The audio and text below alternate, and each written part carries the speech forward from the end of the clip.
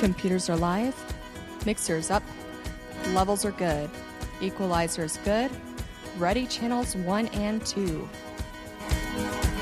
Mic is live in 3, 2, 1, roll it. Welcome, listeners, to the My Practice, My Business podcast, where we teach dentists and their teams how to reclaim forgotten profitability in dentistry with our clinical business of dentistry training. And now, the host of our show, the clinical director at My Practice, My Business, Dr. Rob Thorup. Welcome, podcasters. It's Dr. Rob with the My Practice, My Business podcast. The title for today's podcast is The Statistical State of Dentistry in Utah and Beyond. In the state of Utah, our dental association puts out a publication every 2 months called the UDA Action. In the January-February 2019 publication, the UDA president, Dr. Chamberlain, shared some fantastic stats on dentistry here in Utah. And if you live in another state listening to this podcast, you're going to want to take note on my comments to this article because it has some crossover to where you practice too. And there's some information that you may want to, you'll hear today that you may want to look up in your own state. Last September, Marco, and I cannot pronounce his last name, I'm going to slaughter it, but he's an economist and head of the ADA's Health Policy Institute. He came to the Roseman Dental School located in South Jordan, Utah, and presented information to the faculty and staff of Utah's 2 dental schools. That's right, Roseman and the University of Utah. You did hear me correctly. We have 2 dental schools in Salt Lake Valley. In that lecture, and that's, 2 dental schools in close proximity. That's for another podcast another day. In that lecture, though, Dr. Chamberlain states, Marco noted how unique dentistry is in Utah compared to the rest of the United States. This lecture included multiple graphs showing the state of dentistry in Utah.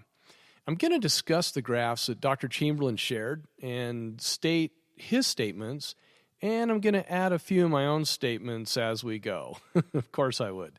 So the first graph, by the way, if you want to see what these graphs look like, go to mypracticemybusiness.com and click on my blog, and you'll be able to see the graphs there. So the first graph showed the supply of dentists in the state of Utah.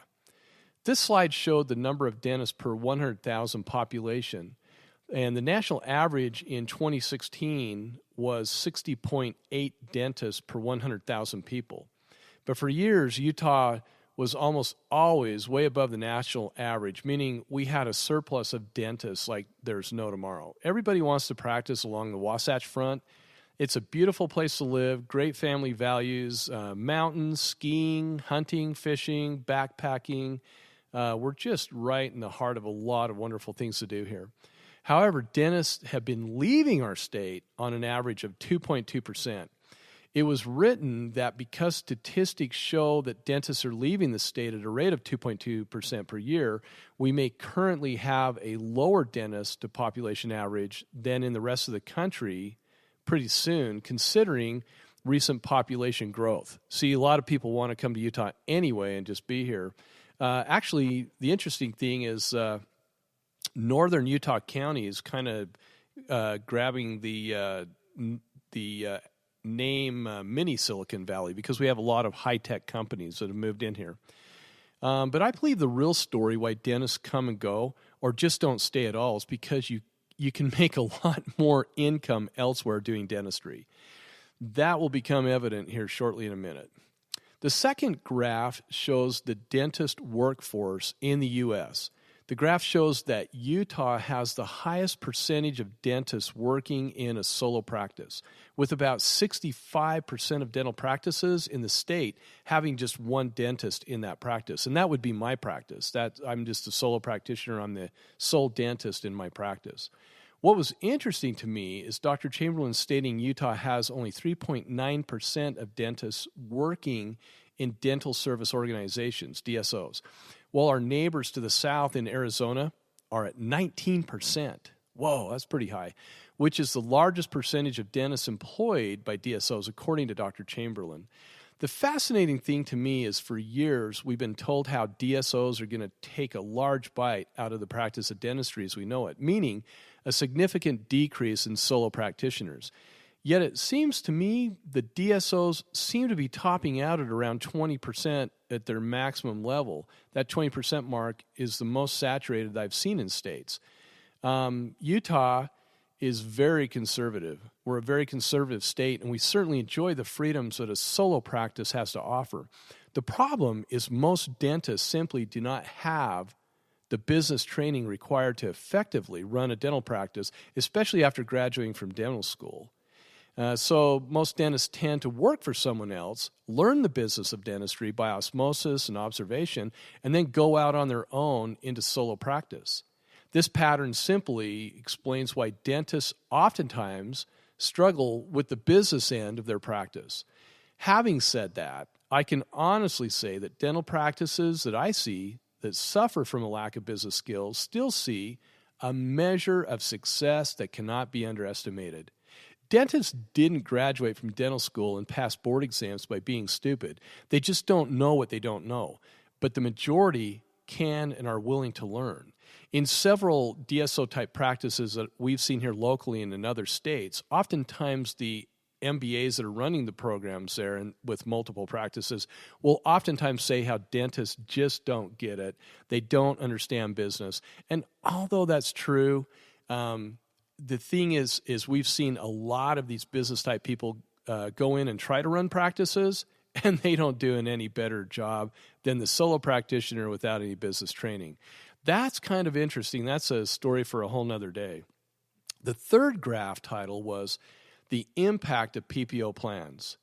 This graph showed how Utah took the most PPO-insured plans in all the United States except for Nevada. And that makes sense to us here at MPMB because we've had an increase in clients in the state of Nevada where they want to learn how to increase their revenues due to the fact that they're inundated with PPO plans.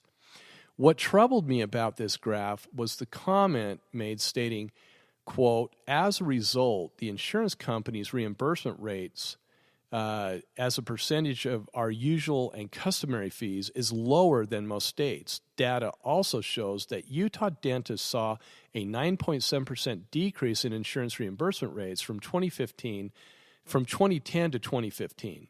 This probably, and this is the killer, this probably correlates to the number of dentists that are contracted with insurance companies, close quote. We state if premiums were increased, coverage would do the same. It's just simple business math. One thing that is very correct in this statement from Dr. Chamberlain is the fact that dentists in Utah and surrounding states have seen a decrease in reimbursement rates, which translates to a decrease in our salaries. Dentist salaries have remained stagnant or have decreased since 2004. But if any of you follow the stock market like I do, publicly traded insurance companies seem to be profitable year after year. Their stock prices and company growth easily confirm my statement.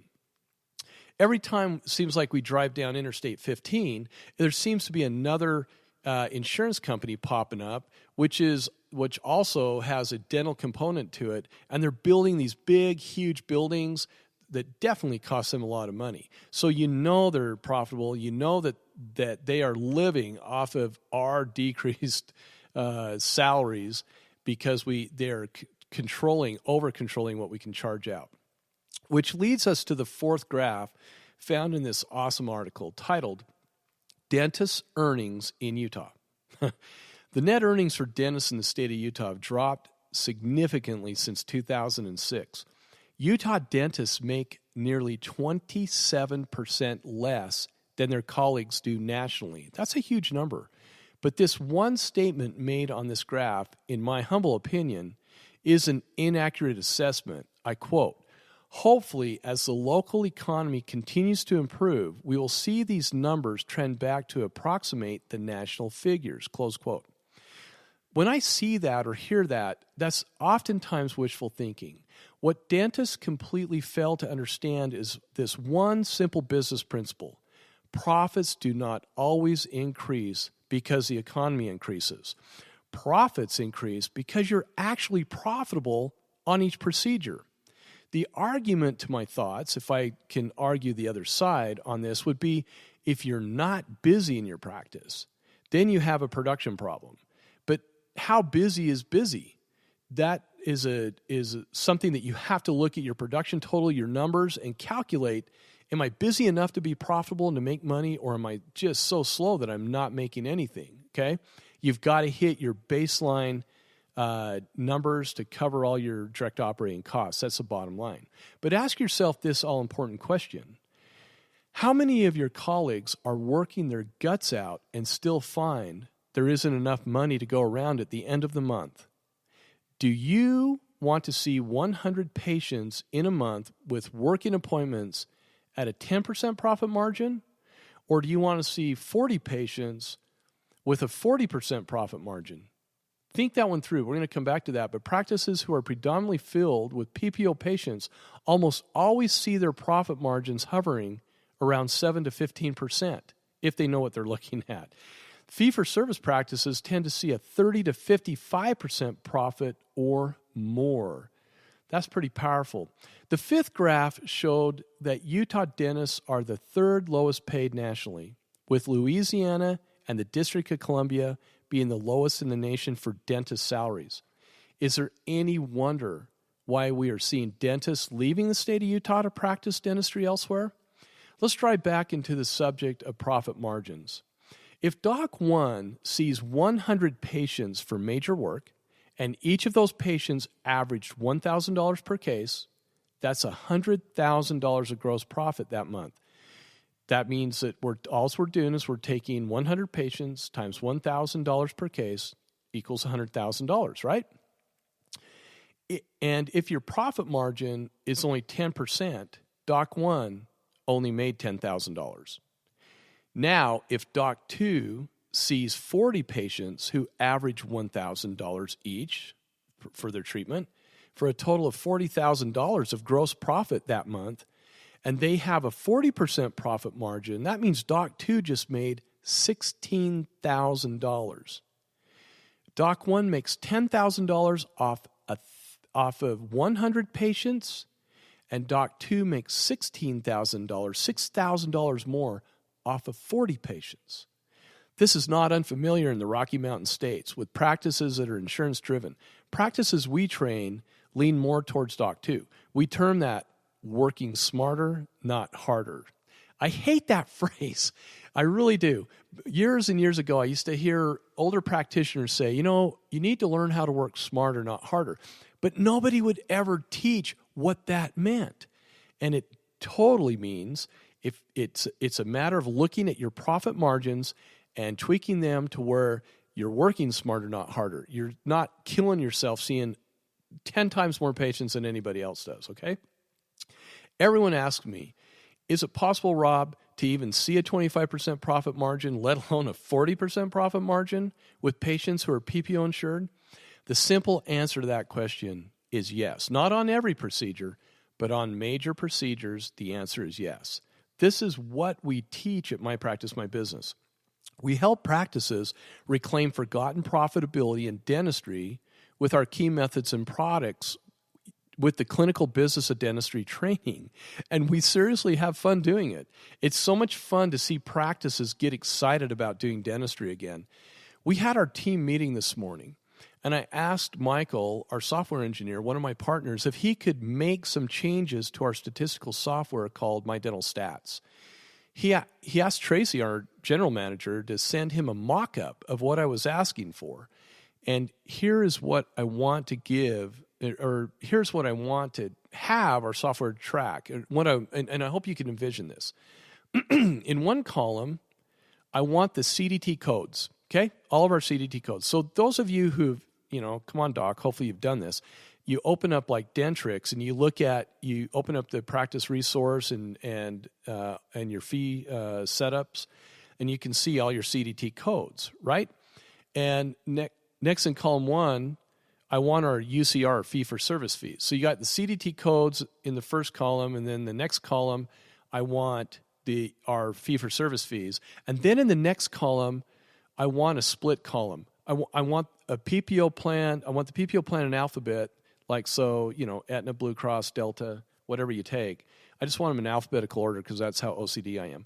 And I want a split column showing what their fees are, and then I want to see the percent loss right next to it, or percent gain if your fee-for-service fees are not high enough, right? So, for example, if we charge $1,000 for an all-porcelain crown on D2740, and the first PPO plan's contracted fee is $600 allowable, then the next column next to it will show a negative 40% loss. Now, the scary part of this is as Tracy did the mock-up of our 10 most common procedures, we were seeing losses of 50 to 60%. The lowest loss we had was 37%. I just about had a heart attack on the spot. This type of analytics is invaluable for all of our practices. We ended up dropping 2 plans that we take on the spot. I teach, preach, and expound on the fact that our reimbursement rates have been declining, but I had no idea it was really that bad in my own practice. No wonder practices are feeling the pinch. Mine isn't as much because we live by what I teach. And the same with our clients who engage on what we teach, but the majority are simply not as profitable as they need to be. My friends, if you do not know your direct operating costs per hour and what your reimbursement rates are per procedure and evaluate the two, you'll never be able to turn a true corporate profit. When will enough be enough and you make the call to our company to learn how to become profitable again? Learn how to push back against insurances, learn how to present treatment to your patients by offering them choice and charging for it. I know a handful of you out there are doing a pretty good job with some upgrading and value-added services, but you fall way short of your potential. Bottom line, you simply cannot continue to do high-end dentistry at the rates of reimbursement you see from PPO plans. You just can't. It's a math equation. It doesn't work. That's why so many of the supply companies and labs tell me all the time how most of the practitioners are ordering the least expensive stuff as possible, thinking that that's going to increase their profit margins. You guys, that hardly touches them. And if you think a better economy is the answer, you're only fooling yourself. If I did not offer upgrades and value-added services to my patients in my own practice and charge them fairly for those products and services, I would be that doctor barely making 10% profit margins. That I can promise you. I would be working my guts out just to stay afloat. Insurance reimbursements will destroy you if you do not know how to offer choice and charge for it, regardless if they are UCR or fee-for-service fees or PPO-type patients. We do it to both patients. It's unethical to target only insured patients. You have to offer choice to everybody and be fair. Dental practices have carrying capacities.